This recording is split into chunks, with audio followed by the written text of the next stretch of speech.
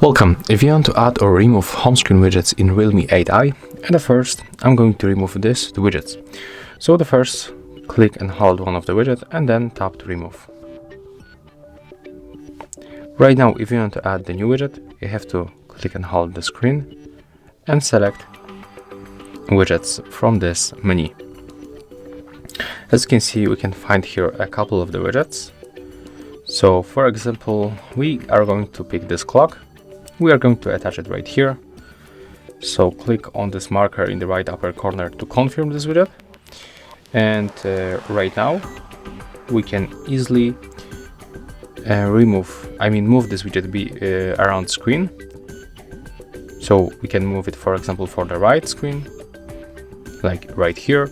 If you click on these two dots, two icons of the arrows, we can refer the widget. And right now we have to accept the permission if you are opening it for the first time. So we have to grant permission to location all the time. And right now we will be up to date with the weather and the time on our currently location. And basically that's all. So if you will find this video helpful, remember to leave a like, comment and subscribe.